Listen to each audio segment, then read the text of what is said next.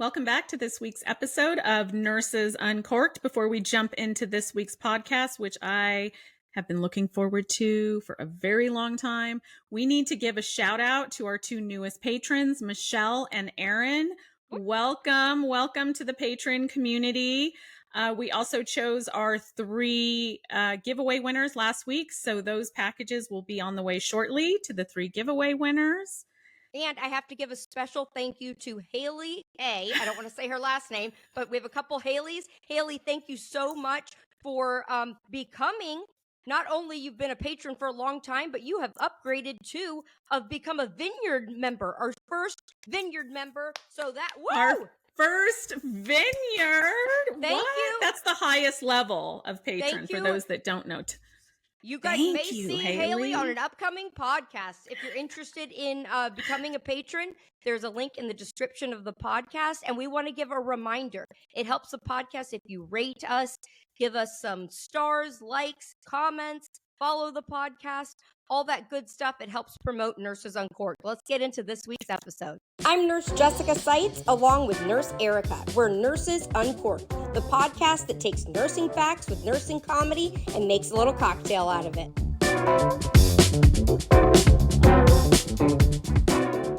This week's Nurses Uncorked podcast is sponsored by Stink Bomb Odor Blocker. Hello, everybody. Welcome back to Nurses Uncorked. It's Nurse Jessica Seitz and Nurse Erica. We've got a guest again this week, and I am beyond excited. We've been looking forward to this.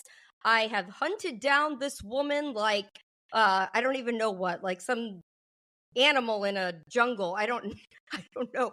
But I finally got, and we have Kelley Johnson with us. If you don't know who Kelley Johnson is, you're going to remember here very soon. I'm sure you have seen Kelley on social media, and her story is one that every nurse is going to remember and probably still talks about to this day. So before we get into details, I'm going to say welcome, Kelley, to Nurses Uncorked. Thank you. I'm very, very excited to be here. This is so fun. I haven't done a podcast in probably 8-9 months, so I am very much so looking forward to our conversation, ladies. Me too. Me three. And Kelley is a nurse, but she's a nurse with quite a tale. And before we get into all of that, we're going to let Kelley tell us what she's doing the cocktail of the week. We're going to call it the Kelley Johnson Stethoscope. That's what I've named it. This is maybe that'll be a little teaser as to who this person is, but tell us what you've got, Kelley. I love it. So beautiful glass. Mm-hmm. Yes. Okay. So I love plastic. I also shop a lot at Home Goods. It's just my absolute favorite. And I like plastic because I break everything and I spill everything. So this is my huge plastic teal cup. And I actually have a mocktail in here. It's one of the alcohol-free. That's the name of the brand. It's the Paloma. And I'm going to the Luke Bryan concert later tonight, which I'm very excited about. But I was like, I don't want to be fun. Yeah, exactly. Thank you. So I was like, I can't drink alcohol right now because I have lots of stuff to do before then. But I wanted to join you gals in spirit. So this is the Paloma mocktail, and it's absolutely delicious. Now in my mind, I'm thinking, all my friends. Oh, yeah. I started shooting doubles. Tonight, I'm going to wear my cowgirl hat tonight. I cannot wait. And so, yeah, but this is first. This is totally my priority today. And I'm just really happy to be on with you gals. Oh, you're going to have so much fun. Thank you. Well, I guess without further ado, let me tell you guys, I'm going to read some of your bio information, Kelley, so who you are, and, chime in at any point, or if I mess it up, tell me I've messed up. But here we go. Let me remind you guys who Kelley Johnson is. So Kelley is an RN. And Kelley's got a Master of Science in Nursing. She does all sorts of stuff. Nurse advocate, keynote and public speaker, influencer, spokeswoman. God, the list goes on and on. TV host. Are you still doing a podcast, Kelley? Yes. Oh my gosh. So I did a travel nursing podcast for a really long time, and I'm starting my own podcast that's coming out at the end of this year now. Oh, good. Well, we're going to have to come back on when you start your podcast. I'd love to. Absolutely. Yes. Yeah. We'll get into all that too. I want to hear the name of it and all that. Yeah. Now, Kelley, if you will remember, was former Miss California, USA 2018 in the top 6, Miss Colorado 2015, second runner-up, And this is what Kelley is widely known for in the nursing community. Well, and actually everywhere, not just nursing. But if you remember, Kelley did a monologue when she was on, I think it was the 80, what year was it? 87th or 80 something? 95th. Oh, damn, I'm off. 95th Miss America telecast in 2015 that led to the whole Dr. Stethoscope controversy. Debacle. Yeah. Yeah. And the person that said this was on The View, two people actually. Joy Behar. Did I say that right, Erica? Behar. God dang it. I knew I'd mess it up. Practiced this ahead of time and she whatever. still flubbed it up. Whatever. She hey, listen, she doesn't deserve to have her name pronounced. I'm just kidding. No, I'm not going to say that. Nurses will agree with you. Maybe I will. And then Mrs. Collins. What's her name? Michelle Collins. Michelle Collins. Yes, I got that right. And they made a comment that we will get into about Kelley's monologue when she was competing on Miss America. So basically, Kelley ended up being, because of this debacle, there was an outroar, an outrage. Nurses were angry because of what was said. And it led to a firestorm, a media firestorm.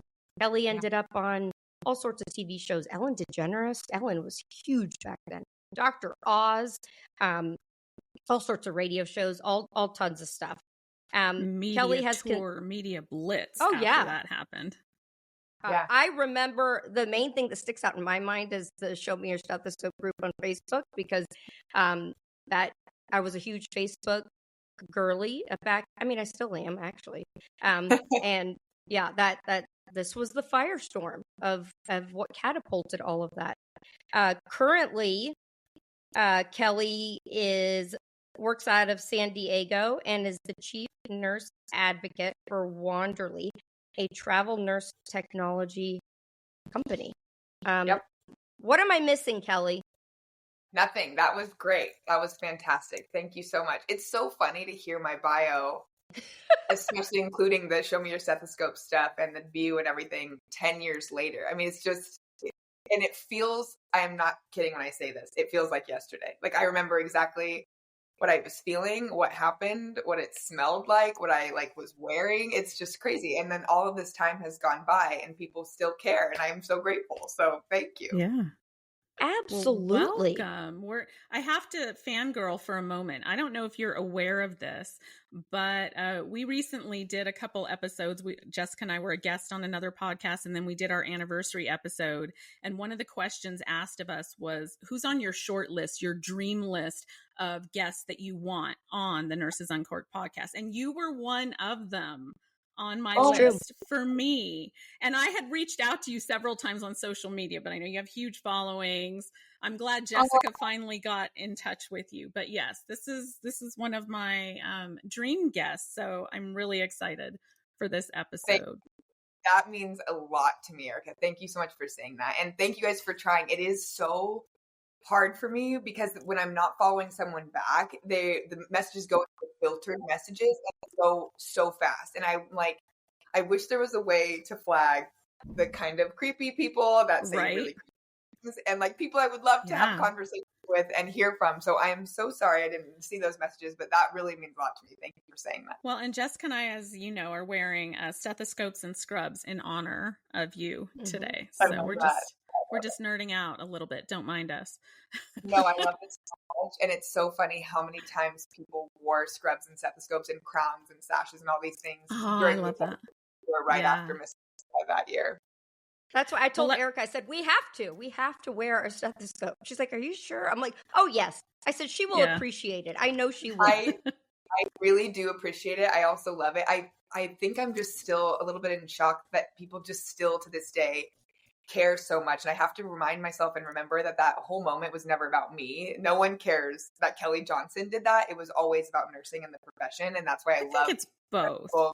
Thank you. I just love that people still care because nurses deserve that recognition. Nurses still deserve that platform and that voice and that microphone that we had those 9 years ago. Nurses still deserve this recognition right now and this kind of notoriety, and that's still the ability to speak on behalf of what really happened that year, because what happened was so important for so many other things and trickled down with this waterfall effect that I'm really proud of. So that's why I love still seeing it to this day, is like it's the core of what happened had nothing to do with me. It had to do with nursing. And if we can continue to progress the profession because of your outfits today and you guys caring and me coming on podcasts, that's all I care about. And I'm really thankful for the opportunity, honestly. Oh, that's amazing. Let's get into some questions, shall we? Yeah, let's do some questions as I take a big sip. Do it. Okay. In your opinion, what are some of the pressing issues that are facing nurses and the nursing profession right now? Yeah, that is a great question. I think, honestly, we have two that immediately pop into mind. One, I don't think anybody would argue with safe staffing. I think a lot of nurses feel incredibly spread thin. I think a lot of nurses feel like their license is oftentimes put at risk. I think a lot of nurses feel like they take on more than they can handle because they're being forced to or told to or have to. I think a lot of our new graduates really would love and would ask for and require more support than they're oftentimes given, or they're given assignments when they show up to work that are a little bit too maybe much for them to handle, feel overwhelming. They feel like after some of them do those really cool residency programs, and I feel like after they complete those, they're still feeling a little bit uneasy. And I think it's dangerous when that happens, and not at all that these new grads aren't prepared. It's not that.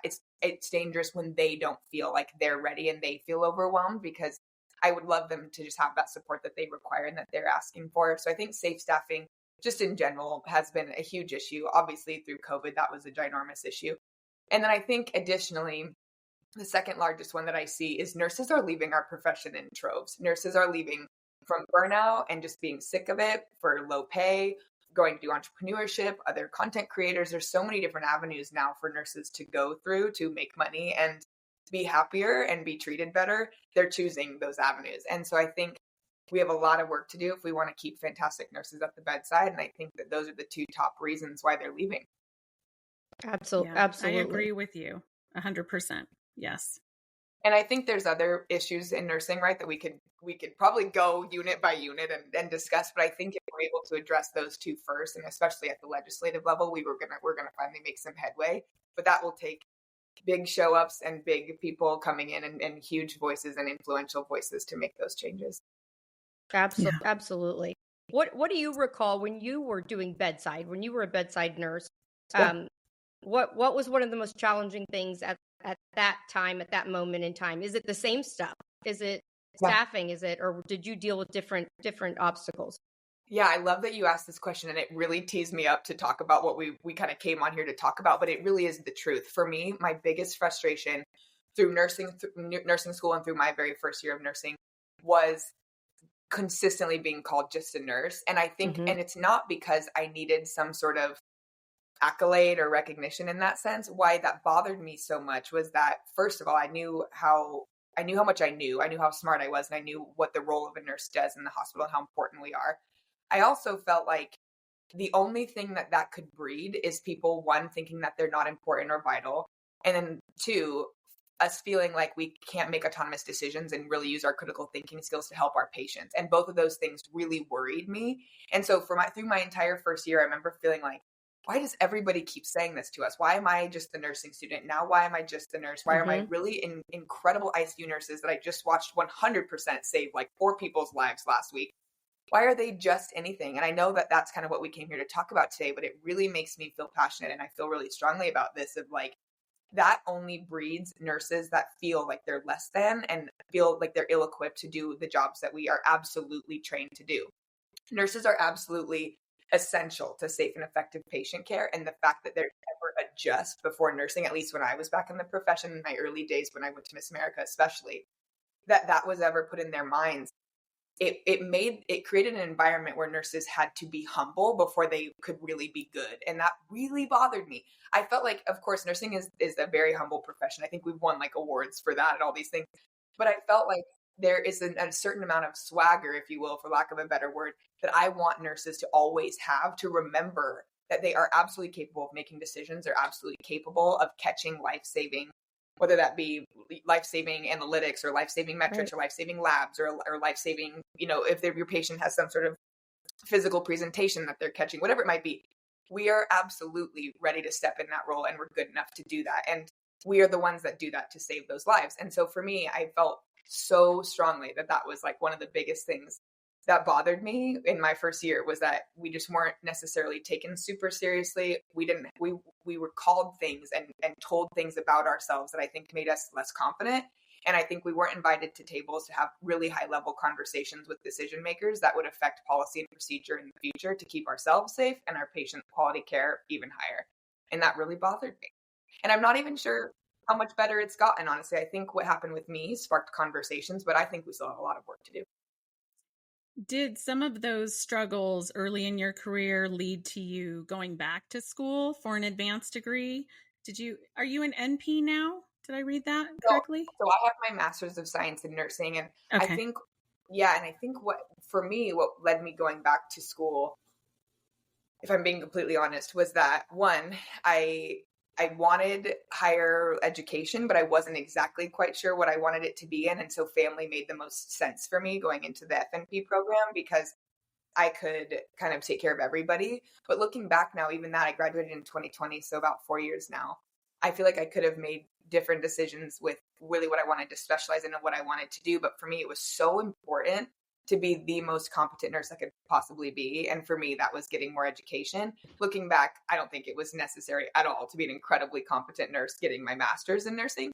But I think for me at the time, I felt like the world was looking at me, and I was Nurse Kelley, and I needed to make them proud. And that's how I felt like I could do it. Now, looking back in hindsight, I don't think that was necessary at all. I think every level of nursing is important and vital and wonderful and necessary and absolutely capable. I don't think that, I just was a lot younger when I made these decisions, but I'm glad that I did it. I think that for me, it was something I needed to do to continue the fight for nursing. And well, now I'm not sure that was necessary. At the time, I really felt strongly if I was going to be speaking to groups of APRNs that I wanted to be one, and I wanted to be getting the degree to be able to communicate with them about certain things.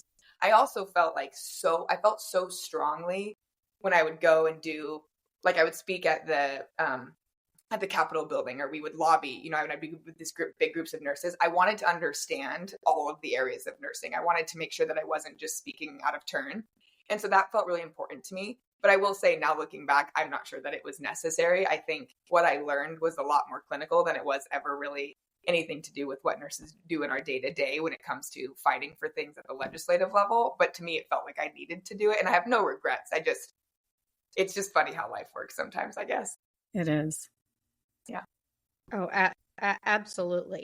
So before I ask this next question, is beauty pageant a proper term? Because I asked Erica this, and for somebody that is not in that world, beauty pageants or pageants or Miss America, I know that used to be the phrase, and this isn't even really where the question's leading, but what is the proper way to say that? That is so funny. No, I think beauty pageant is perfectly fine. We just typically say I do pageants, but I think beauty pageant is perfectly fine. I think, so Miss America would definitely say it's scholarship pageant. Miss USA is absolutely beauty pageant. Don't let anyone tell you differently. So I just typically say I do pageants. How did you get into pageants? That was my leading question. How young were you when you started? What was the lead up to this? How did you get involved?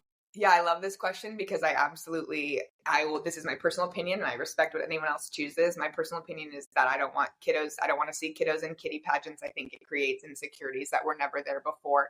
And it creates little impressionable minds comparing themselves to each other at a very young age about things like looks and appearance, which is not for me. Once you get older, you realize what pageantry is really about, and the sisterhoods that can be created, and the interview skills that you learn in public speaking and service.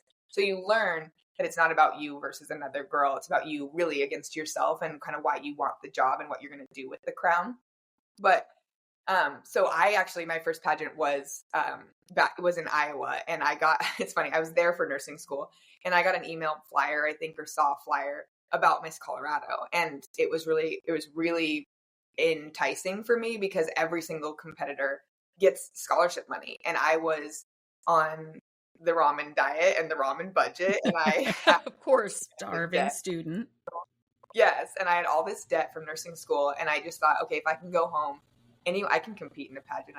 Colorado was my home state, so I was like, I'll go home, I'll see my family, I'll compete for Miss Colorado, and I can walk in a bikini and I can be in a gown and I can talk on stage, and we'll figure out what I want to do for my talent.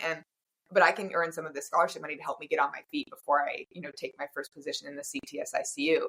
And so I really just kind of made this decision on a whim to go home and try Miss Colorado, and after having only done much smaller pageants in Iowa that same year, maybe 2 or 3 that were just like through my school.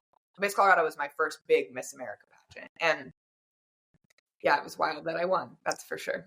Now we're going to take a moment to hear a word from our sponsors. Attention nurses, I can't be the only one that has had a patient that has sadly, and it's not their fault, had a really bad, stinky episode of something.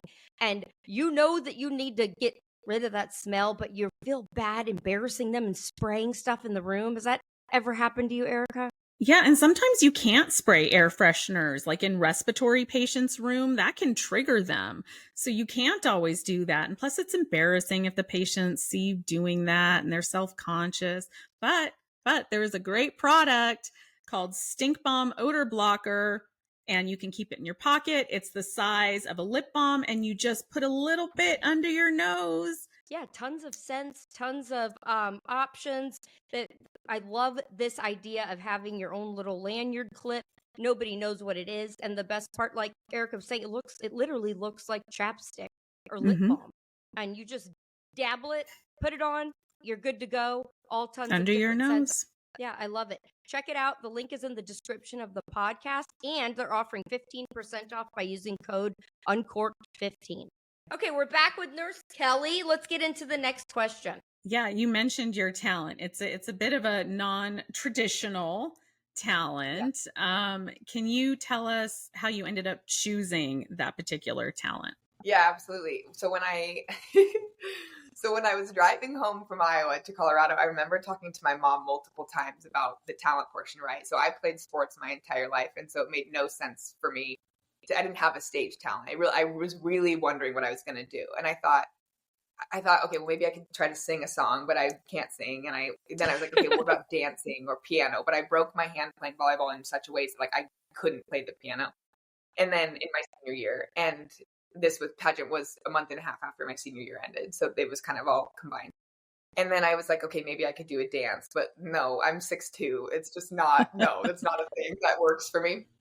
So I was on my drive home from Iowa to Colorado to actually compete. And my mom kept asking me, like, what are you going to do for your talent? What are you going to do for your talent? And I remember stopping at a stoplight on the way from Iowa to Colorado and looking in the backseat of my car and seeing my scrubs, my stethoscope, and my shoes, my real nursing outfit.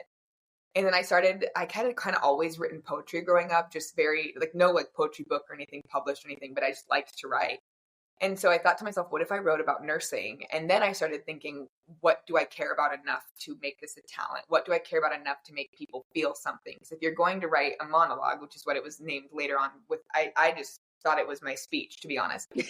And if I'm going to write this monologue, it needs to be about something important, because at the off chance I win Miss Colorado, I want to do it being authentically Kelley, and I am 100% a nurse to my core.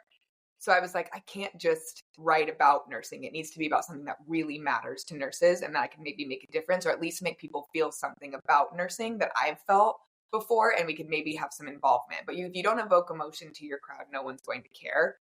So I wrote the monologue about being just a nurse. And yeah, the most wild thing about the entire thing with my monologue, I think, is that no one from my family could come until finals night at Miss Colorado. And I performed the monologue for the very first time during preliminaries. I got a standing ovation in preliminary competition, and not one person was there for me. Aww. And I think, it was a true testament to how many people nurses touch. It was not about me in that moment. Again, I was up there performing this, but I was just the messenger. It's kind of how I put it.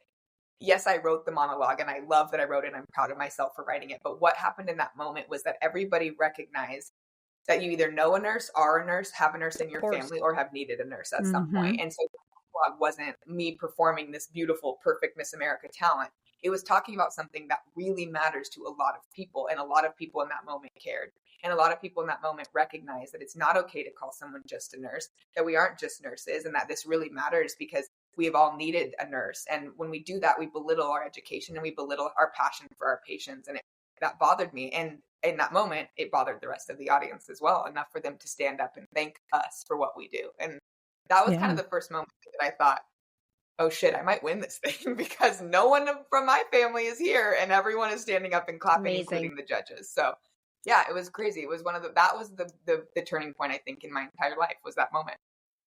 Well, for those that don't know, because I am always surprised that there's, new grads coming into the profession that have not heard this story. And I think every nurse needs to hear this story. But let me just paint the picture for those that might not remember or be familiar with it. Kelley came out in her scrubs with a stethoscope around her neck and read this monologue about being a nurse. And it was beautiful. It was about a patient with Alzheimer's. And it was amazing. And then the next day on The View, the morning talk show, a couple of the co-hosts had some very derogatory things to say. Michelle Collins said something to the effect of, you came out in your costume and just read your emails. Like, what kind of talent is that? Yeah. And then Joy Behar, in her infinite wisdom, said, and why is she wearing a doctor's stethoscope around her neck? And collectively, every nurse in the country gasped in unison. Oh, yeah. And went, excuse me, what? And there was huge backlash. Nurses started posting pictures of themselves with their stethoscope on social media. The video of your talent went absolutely viral. Everyone was pissed. Uh-huh. And then there was a group that started on Facebook called Show Me Your Stethoscope afterwards. Mm-hmm. So it was quite a moment in time for nursing, honestly. Yep. I want to know, how did you feel in that moment when you heard these comments that were said on a huge show of what Joy had said and what Michelle had said? And it's kind of a two-part question. How did it make you feel? And I know they apologized on television, but I always wonder, did you get a personal apology? I know we didn't write this on our question sheet, but I thought about it afterward from her. So it's kind of a two-part. How'd you feel, and how was the apology? Yeah, so when Joy Behar and Michelle Collins made fun of me on The View, I was on an airplane to the Ellen DeGeneres show. So I didn't know about it until I got to LA. And I am a small town girl. I had never been to Los Angeles before. So I was very excited to be there. And all of a sudden, my phone is blowing up. I woke up the next morning to head to the Ellen DeGeneres show with over 2,500 DMs in my public figure inbox. Nurses had gone crazy, and I still hadn't seen I didn't know what we were talking about quite yet, because the telecast is on Sunday. Monday morning is when this happened. I was on an airplane. The next day I'm headed to Ellen. And so it was really crazy when I finally was sat down by one of the producers and saw the clip for me, because I had no expectation whatsoever that our profession would be made fun of. So I was so confident in what I had done and so proud of the monologue that I had written and standing up for our profession and talking about how it's never okay to call someone just a nurse. I was so proud. It never crossed my mind that somebody on national television would make fun of us. And I took that in that moment. And of course, I had the same reaction as everyone else first seeing the clip. I was very upset. However, it ended up being the best thing, in my opinion, that's happened to nursing since Florence Nightingale. And I felt like it was this moment of a huge platform and microphone for our profession. And it was an incredibly teachable moment where I ended up going on 15 different talk shows after that. Wow. Explaining to people why those comments were so ignorant, what nurses really do, how important our job is, how vital we are to safe and effective patient care, and what it would look like if everybody, and it was public knowledge, knew what nurses really did. And so instead of us having to sit back and say, I hope people finally appreciate me and understand, I got to go on an incredible public speaking tour. Now I've given over 80 keynotes about the same topic to really teach people what nurses do, and really why those comments were so wrong. And so it was the biggest blessing on the planet. But to answer your question, The View reached out multiple times as they were losing sponsors. So they lost millions and millions of sponsors. Yeah, and they reached out, and I wasn't allowed to communicate with them whatsoever. It was all through Miss America. but I politely declined going on the show. I felt Good like for you.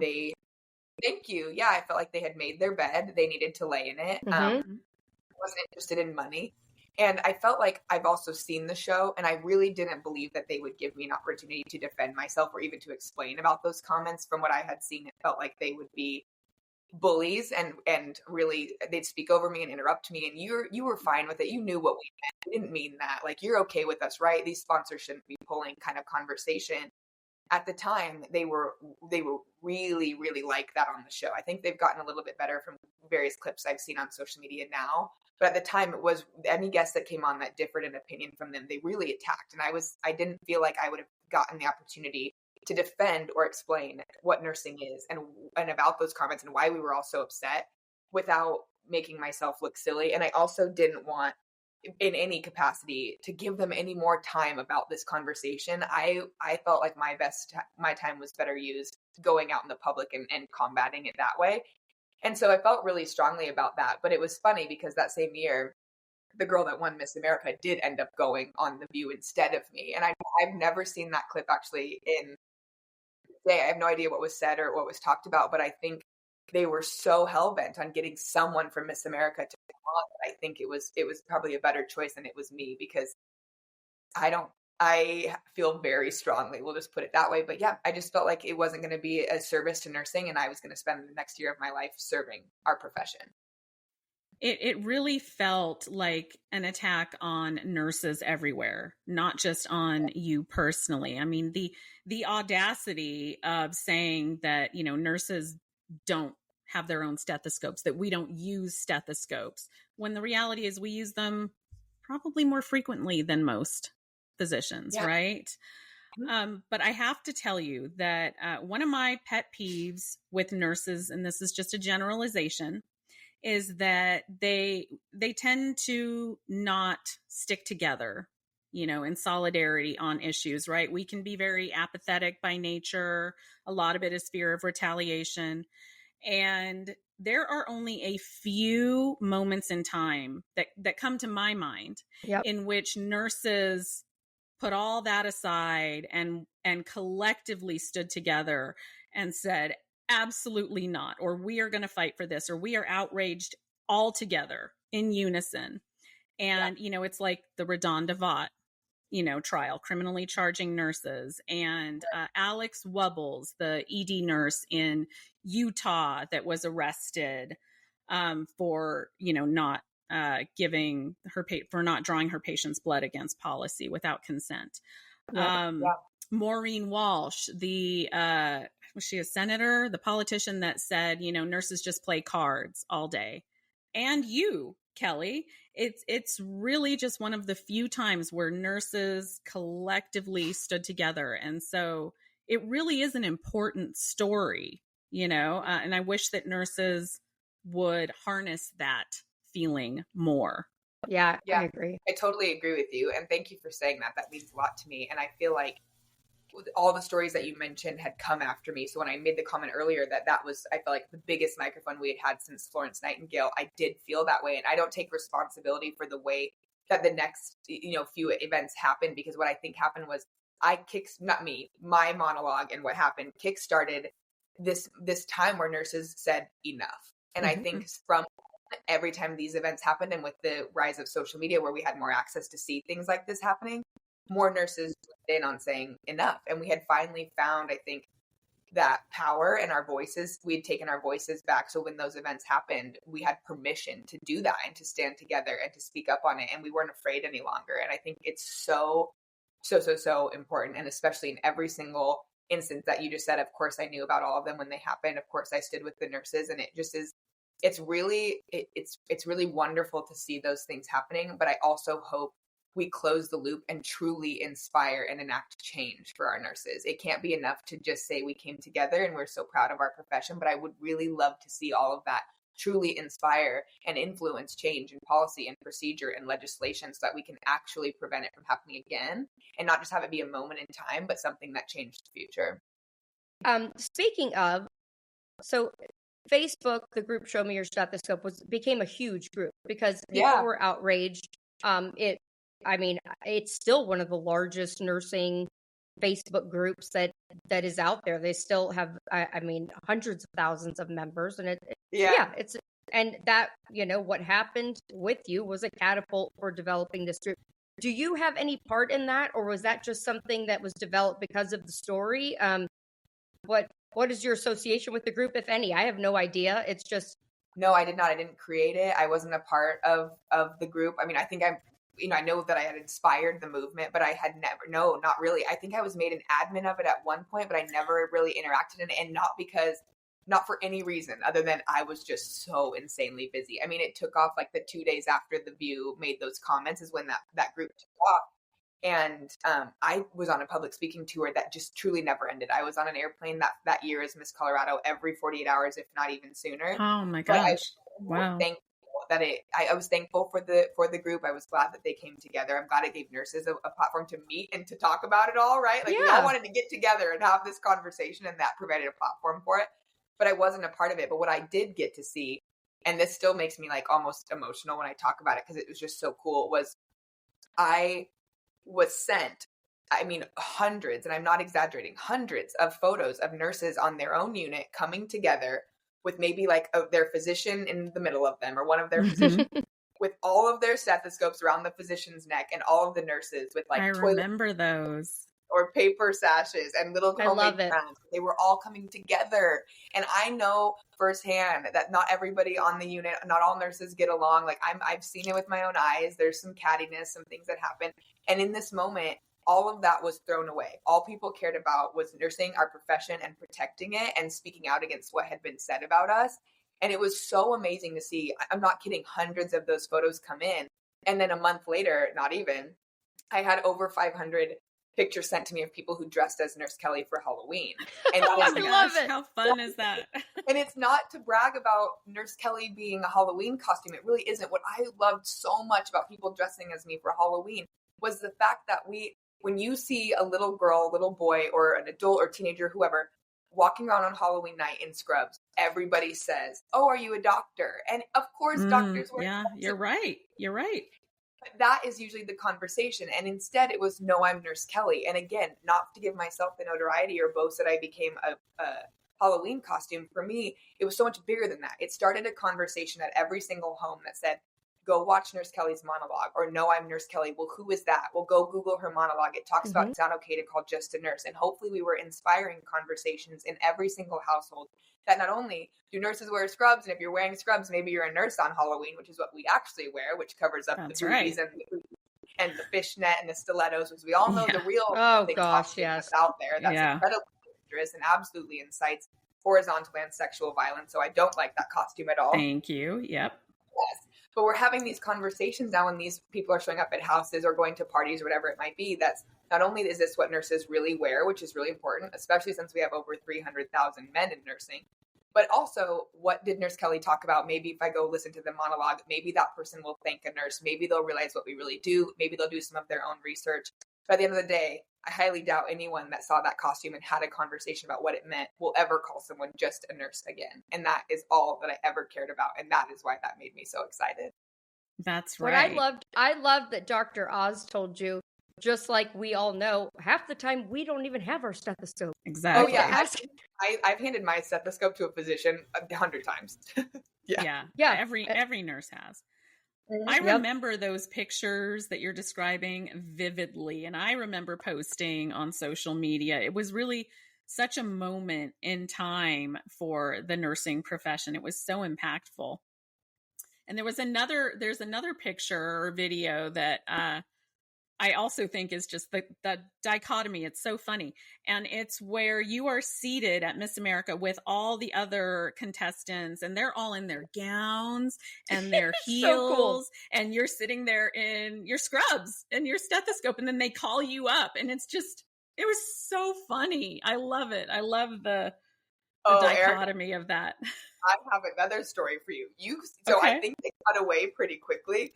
But on Miss America night, the actual night of the live telecast, I was sprinting from evening gown to swimsuit to talent. And I couldn't believe my name kept being called. And I was so excited. But you have not even 30 seconds. Like the telecast is going, baby. So if you want to show, you got to run. So I'm actually sitting there in my scrubs in my talent outfit, and I was like 8 to be called after the commercial break. So I kept looking at Chris Harrison, like, call my name. Well, he calls my name. I had been sweating so much, and I could only afford a specific type of scrub that's not the moisture wicking beautiful scrubs we have. It was completely stuck to me on the backside. So as I'm getting up in Miss America for the live telecast to give my monologue, I have to pull my scrubs out of my butt crack because I had a scrub wedgie there was nothing I could do. I couldn't take a step unless I fixed it on live TV this day. I'm like, oh my God. Show that, right? It was only from the front. Thank goodness. I think you see me stand up and like go to do it and then they cut away. But yeah, live TV, I very much so was like, what captures a nurse more than that? I mean, right? We're all sweating. We're all sweating at work and probably pulling our scrubs out of our butt crack. Absolutely. Yeah, there was nothing I could do. I was done for. It was like, I have to fix this or I'm not going to take a step forward and do my monologue. So it was just, I just did it. And then I walked up the most confident I've ever walked in my life to perform that monologue. I knew what I was doing for nursing.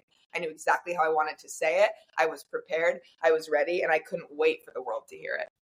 What I loved is I pictured myself like, in your eyes. I love that you said, I'm competing in this, but I can't sing. I can't really dance great. I'm not going to put on something that I can't really do, but I do have a talent, and my talent is caring for people. My talent is being a nurse, and it's something that I've worked really, really hard for. And that is a huge talent. And the fact that you stood behind that and did that, I saw myself in your eyes, because that would be me. That would be a lot of us. While, we may not be able to get up there in this gown or this leotard or whatever and do something, we contribute 1,000 times, 1,000%.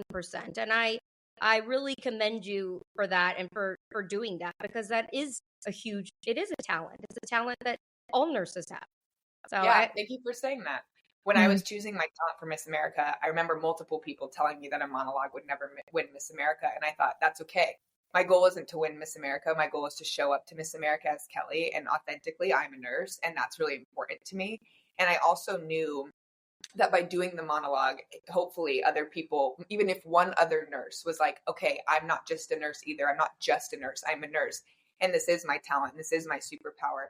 That's all that mattered to me, is if one person felt a little bit better about themselves and the profession that we've chosen. Because I think that it is so important to know that when you become a nurse, you choose to spend your entire life caring for complete strangers. That's the choice that we make. That's the humility that we have. That's the compassion for other people that we have. And if that's not a talent, I genuinely don't know what is. Yeah. It is a talent. I wanted to switch gears for a minute. As an APRN, I was curious if you had any thoughts on the American Medical Association's Scope Creep campaign that they've recently launched that aims to limit APRN's scope of practice. It's kind of controversial. Wait. Yeah, no, this is interesting. Will you share a little bit more about? I haven't heard about it yet. Yeah, so the AMA has launched this multi-million-dollar campaign. Like, they are really sparing no expense to limit APRN's scope of practice. So, it differs, of course, state to state. In some states, NPs have independent practice rights, but they really want to not allow any increase in the scope of practice.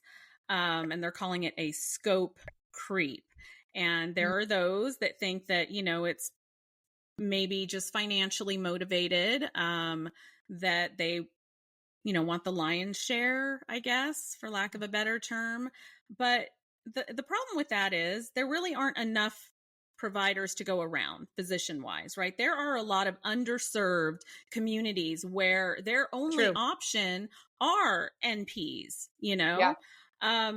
So people are really taking this kind of personally. And my stance is, historically, scope of practice, whether it's for an RN, LPN, NP, whomever, has always historically increased over time through additional education, certifications, competencies. So why now? Why are we suddenly trying so hard to suppress the scope of practice for APRNs? What are your Oof, thoughts? yeah, that's so interesting. So I definitely have thoughts about this. I hadn't heard about that, which is interesting, but I just haven't. And I have a couple thoughts. So the first one is that exactly what you said. We don't have enough providers as is. We need more providers. And I think that it's one of those, I think that there's a need to have, it's a control issue, in my opinion. If I'm being really blunt with you, it's a control thing. And for me, I've always just been on the side of patient care. I want our patients to be taken care of. I want as many people as possible to have access to quality health care. That's all I've ever cared about.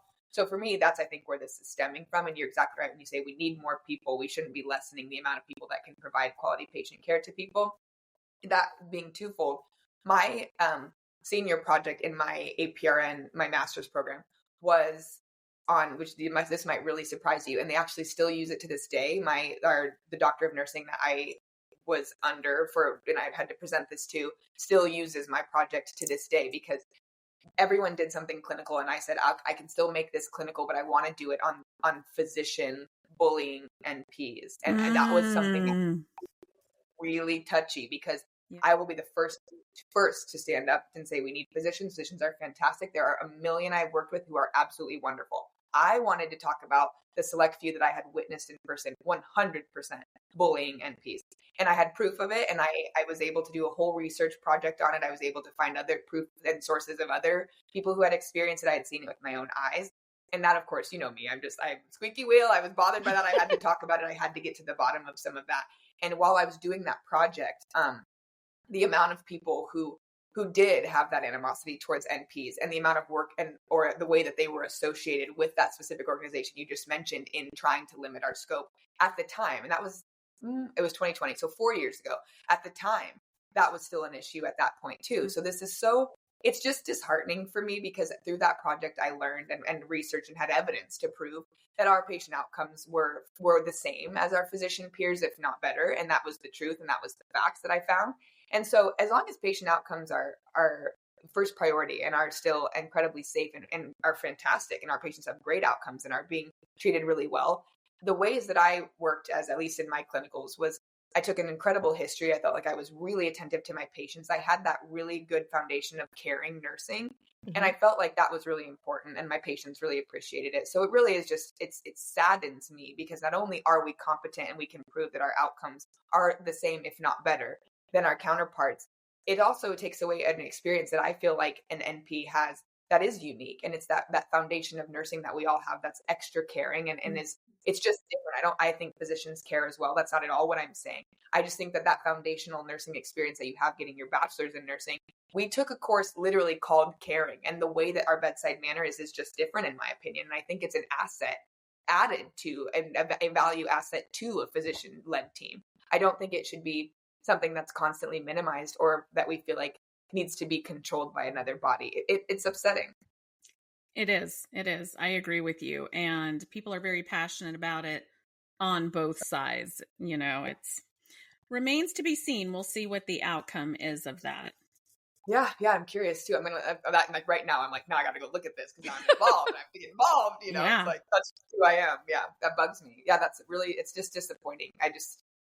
I think we should be working together and finding ways we can do more collaborative work together and give more people autonomy for patient care, because we need more healthcare in America versus trying to strip people of it. That's just, it's upsetting. Yeah, that's a bummer. I'm disappointed by that. So my next question is, in 2017, there was a letter written called Dear Jimmy Kimmel's Nurse. Are you the Kelley Johnson behind that, or is it a different...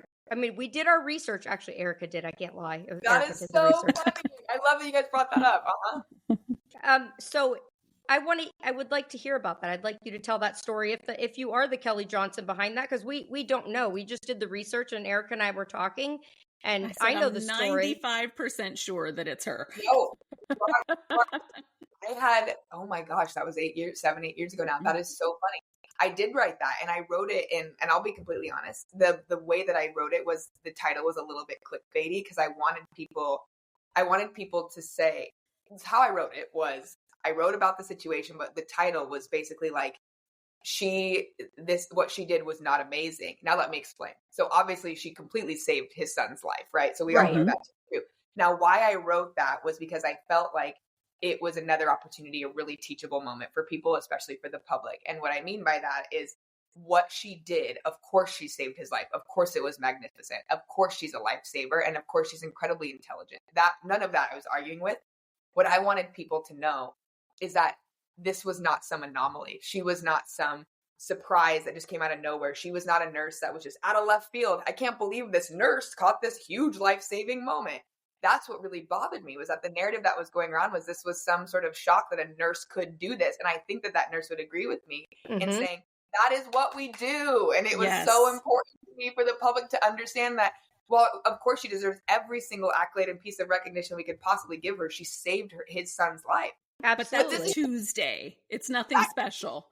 What are you talking about? It's always the nurse. Like, I feel like that was just so obvious to me. And I was like, I wanted people to know in that moment by writing that blog that is something that nurses do all the time. And that is what we're trained to do. And it's because we're intelligent and smart, capable healthcare providers, not because somehow there was a fluke and we caught it. And now look at us, we caught it and we saved a life. That happens on a very regular, very daily basis.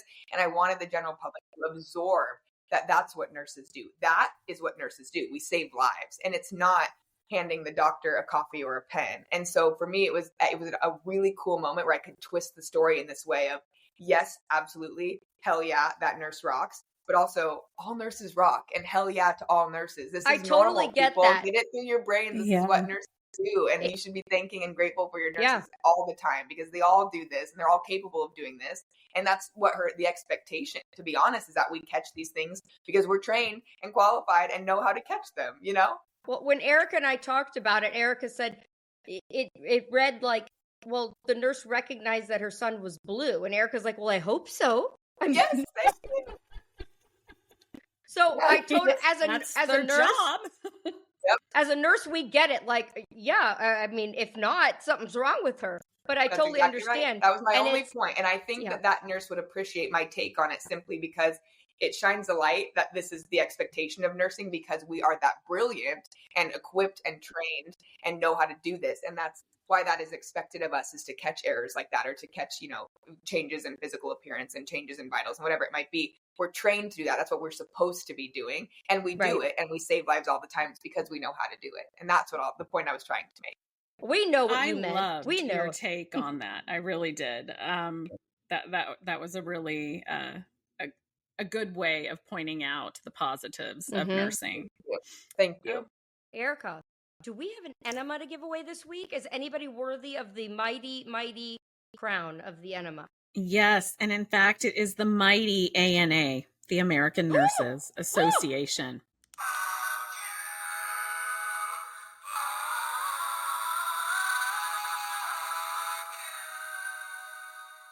What? Yep. Oh. Yep. Oh, God. Oh, look. You may have seen a video that I did recently.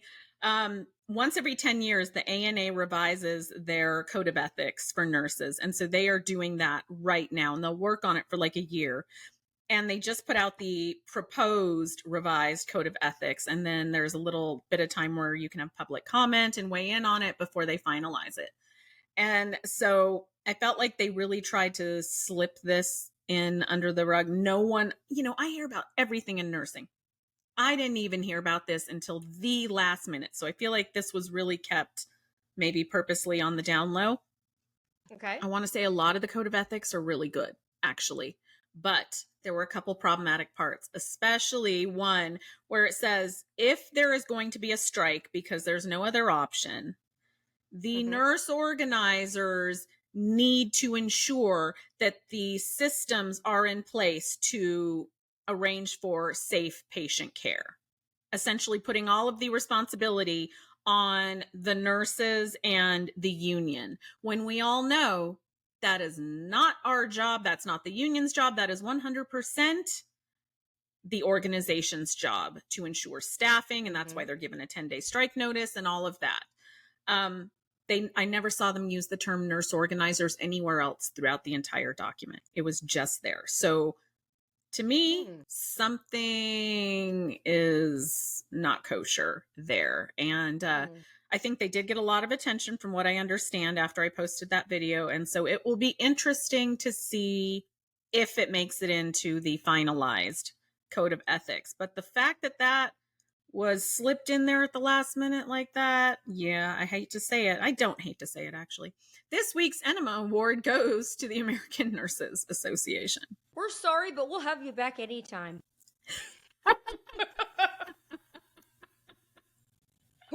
We know you fucked up, but if you want to discuss it, we can talk about it. Sure. Yeah. Hopefully, it doesn't slide its way in there into the final code of. I hope not. Ethics. Yeah. All right. Well, ANA, there you go from Nurse Erica. What's next for you, Kelley? Where can people find you, and what can we look forward to?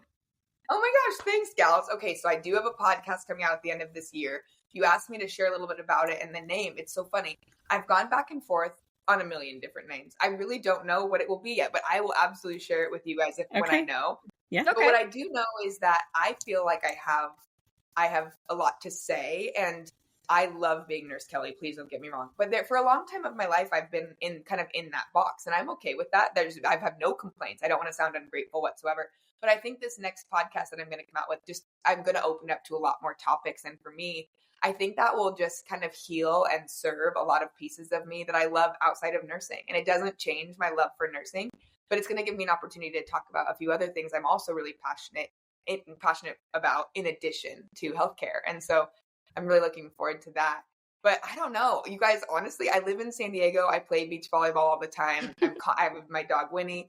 I have the most beautiful boyfriend on the planet. And I just feel like life is really, really good right now. I'm really, really happy. And yeah, I love my job. I love my social life. I love my volleyball and competition life outside of work. And I love my man and where I live and being in the sunshine. And I'm really excited about this podcast. So I'm finally at a point where I'm not traveling every single week, which I really love, but like life is really good. So thank you for asking, but nothing huge on the horizon by any means. So just kind of day-to-day stuff, which is good. I did huge for a decade. I'm good. Yeah. I liked it. It's a little normal now.